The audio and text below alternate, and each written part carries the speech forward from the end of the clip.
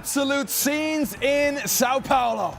The five-time World Cup champions Brazil left it late, but the Seleção get it done. A stoppage time winner for Martinelli sees Brazil advance to the round of 16 over Japan. An absolute thriller that we cannot wait. And when we have a look at the progressive draw, as it were, Brazil top right there, you can see they're in the same quarter as England. There's a long, long way before that might happen. So one game at a time. Don't worry about that Just relax. today. One game at a time, Mark. Let's relax. That's a story a long way down the line. Let's have a look at the goal. Let's have a look at the way it's Ryan, actually, the Bournemouth winger, who didn't have a particularly impactful match, but he kept going and he wins the ball back just at the right That's a great sign when you want your attackers, if they're not having a great day in terms of a possession, make sure you hunt people down and win the ball back, which they did, and particularly so late in the game, that desire to try and win a game of football when you're thinking we'll settle for a draw. And again, we're looking at Martinelli, of course, just and it's hanging around there. Tanaka who gives it away. Yeah, of course, but that's the pressure they're under. But it's the final pass. Yeah, we criticise the fullback for maybe gambling, but the composure with the pass where you're thinking he's obviously going to have a shot here, and it's so late in the game, that composure, that intelligence, and the execution of the pass. Brilliant first touch from Martinelli that sets it up. And we've seen Martinelli, we listen to plenty of critics out there of Martinelli not doing enough consistently, but from that moment, that first touch, big moment for him, big moment for Brazil, and you can see the reaction. I loved that. I thought Brazil, outstanding. Absolutely loved watching it in the second half. Real desire to go and win a game of football. I think the referee's view, Patrick, just shows how congested it is in. I think that's a really good view for everybody at home to really appreciate how little space there is in there. Yeah, it was quite really compact. You had around 19 players just around the box. But what is quite really interesting on that side is Brazil in the possession. They lost the ball, but they stayed there and tried to win it straight away. So the fact that they win the ball straight away didn't give Japan the time to reorganize themselves. And then in a really tight space, they make the right decision. There was a quality of the pass, and it was a really good finish. And what about that? It's decision-making, it's control. It is, but, you know, if you're going to defend that deep, as Japan did, Sugiwara, the right back there, has got to tuck in. You know, it's one thing sitting deep, but you give good players this much space. Look, it's a great first touch, great pass, but when you have so many players in the box, you can't be giving opposition players that much space. Well, it needs to be almost man-to-man in there, doesn't it? It has to be, because the right back, Sugiwara's got no one to pick up there. The space is inside. That's where the danger is. And that was the problem for Japan. They not just sat deep, they still give opportunities, no pressure on the ball for them to be able to compete in there. And we've seen it so many times over the years where teams have a lot of numbers back, but sometimes you have too many numbers. Everyone else thinks somebody else is going to do the job, and they end up with 3 or 4 spare players instead of just actually getting tight in somebody, go man-to-man, because there's plenty of bodies there, but everyone is thinking somebody else is going to do that job. It's going to be something for Carlo Ancelotti to think about in the next round. It's going to be Norway or Cote d'Ivoire, because Casemiro limped off and Paquetá limped off. That's 2 of his midfield 3. Yeah, and, you know, losing 2 central midfielders like that is not going to be easy for them. We just have to wait to see how bad it is. But we saw players coming on in the second half, and they have the experience. But losing 2 players, you never know how long and it will take for them to recover. Yeah, but obviously we'll find out in the next few days how serious it is. Obviously these players are getting a bit older, maybe sometimes just a bit of cramp or tightness, so hopefully from their point of view, it's not too serious. But you say opportunity, of course, is what you've got to grasp. I love the way that when a massive goal goes in, he's like, yeah, and 5, that's what happens, Ange. Just the way he stays calm, even when it's going his way, it's remarkable. Yeah, but I think he also understands that, you know, in the chaos of everything that's happening, the game is still going on. Yes. You know, there's still things that need to be decided. And, you know, I think, look, it's heartbreaking for Japan. I know exactly how they'd be feeling, because as a nation, they just feel like they need to break through this barrier, and now they have to wait another 4 years to do that. And that's the World Cup. You know, they're the moments, and that's what Japan need to get to. And with the Japanese, because they all know full well that if you know us, the Japanese equivalent sitting here are going, done it against Belgium, you've done it against Croatia, now you've done it again against Brazil. When are you going to learn? How are you going to make that step? Well, it was like Arsenal finished second for a number of years. Football, top level football is brutal. That's why when the teams keep winning, we have to give them credit. So Japan, again, have made fantastic progress. Their supporters have been magnificent, and their players gave it their all today. I think the previous times where they've been knocked out, where they got themselves in great positions, you could be a bit more critical. And obviously we'll analyse, Ange's mentioned their defenders making wrong decisions. But that's pressure. That comes from pressure, decision-making in key moments where the top teams just have that bit of composure. And again, there's top-level sport is brutal. They'll have to learn. And 4 years, in another 4 years' time, hopefully they're a little bit wiser. Brazil get over the line, maybe what their performance deserved. What do you make of it?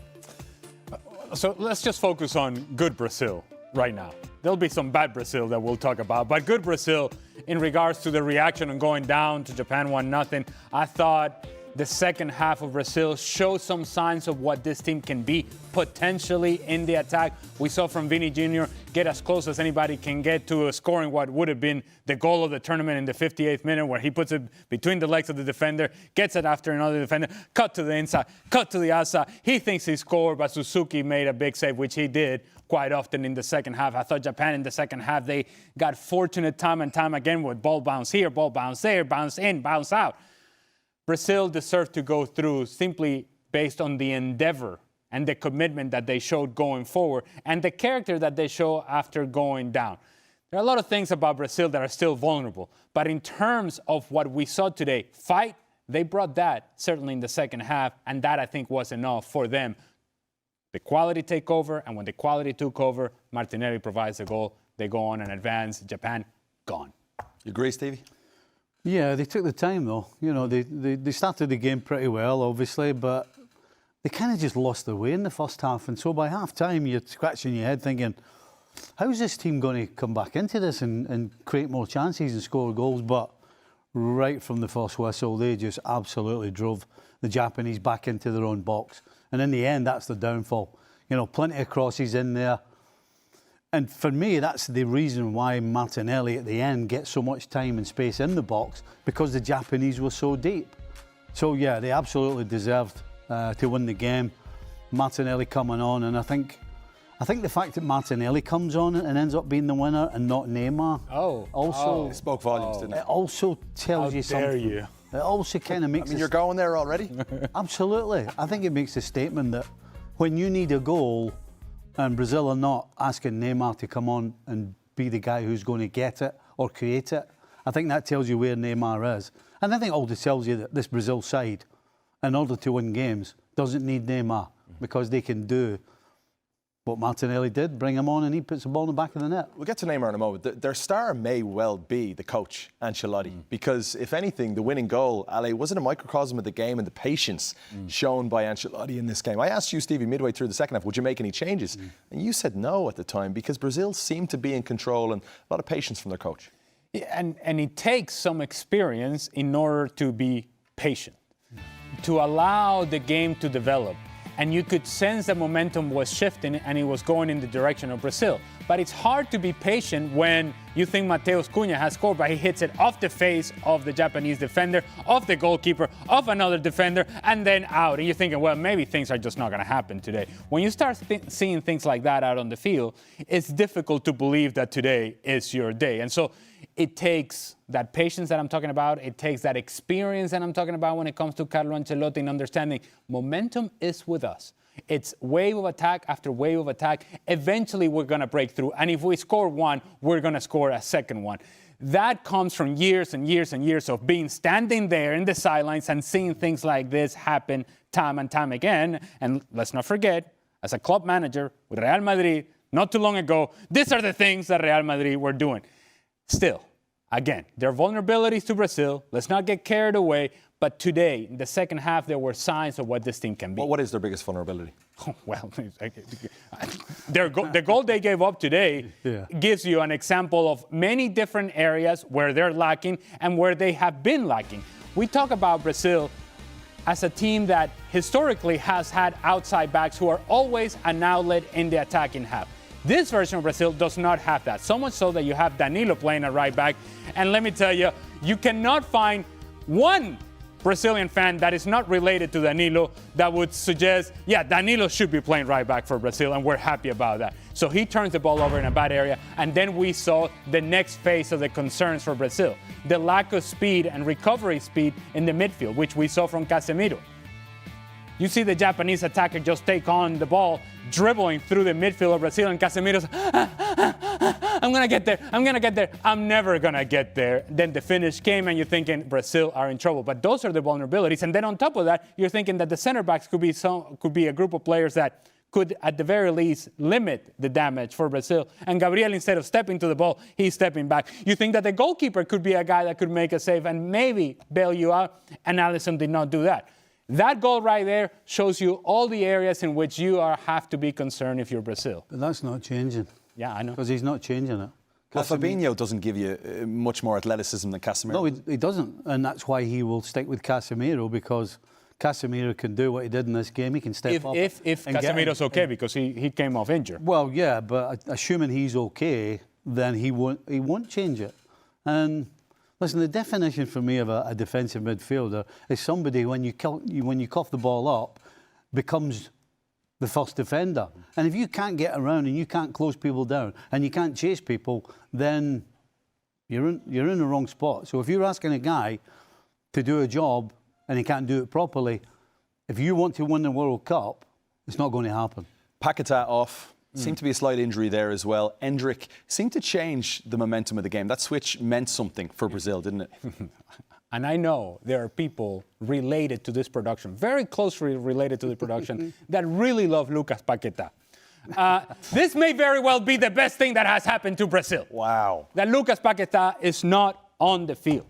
I have no idea why Carlo Ancelotti continues to go into Paquetá and say, that's our guy. I don't see it. I don't see it, and I have said that for a long time now. And again, today was the latest example of that. And so him coming injured, and you don't want to see a player get injured, but it's the best thing that could have happened to Brazil. So what would you do? What change? If you're Carlo Ancelotti, what change are you making? Well, I have to first define what is it that I want to do with Mateus Cunha. Mm-hmm.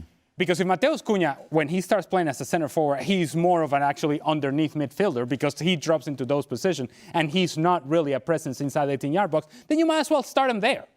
And then have Endrick play up top. Or you play those guys together and Vini Jr., you just have him out on the left-hand side because you're asking Vini Jr. to be more of a central player when Mateus Cunha drops underneath. Well, if Mateus Cunha is going to drop underneath and Vini is not going to go in the middle, he stays out left, then who is attacking down the middle? So you need numbers there. I just don't think that Paquetá gives you enough for this to become the solution to the problem. I think what's happening is that Ancelotti recognizes that he doesn't have enough with Casemiro and Bruno Guimaraes, and so he's hoping that Paquetá can provide some help defensively, but you're sacrificing a lot of what you do offensively. Stevie, why did we not see Neymar? Pushing for a winner late in the game, in a knockout game in the World Cup. You've got the experienced Neymar ready to go on the bench. Yep. We didn't see him at all. You're the coach. Why? Well, the only reason when you have a player that has so much ability and you don't put him on is because you don't think he's capable at this particular time of doing what he's previously done or he's able to do. And so that I just think physically, and we saw when he came on in the last game for a little cameo at the end, I think that was Ancelotti playing the political card. You know, keeping him happy, keeping the squad happy. This guy's a legend in this squad. And so I think that's what that was. And the fact that he didn't come on today when you need a goal tells you that Ancelotti doesn't trust him. And that's the bottom line. He doesn't trust him. I tell you what's happening that is not helping Ancelotti. It's the directors, the TV directors. They see that the game is getting away from Brazil, that they need something in the attack, and who do they go to? It's Neymar. There's a shot. Right? Look, asking Neymar to be the difference maker right now for Brazil would be an act of desperation. It would be. He hasn't shown you anything that would suggest he would be a better option than Gabriel Martinelli or Endrick or any of these other players that have life in their legs. They have explosion in their legs. Neymar doesn't have that right now. He doesn't, and he's barely recovering from yet another calf injury. So I don't care how many times the director cuts to Neymar. Carlo Ancelotti is going to make the decision that suits Brazil, and he did that today, and he was rewarded for it. Japan, they're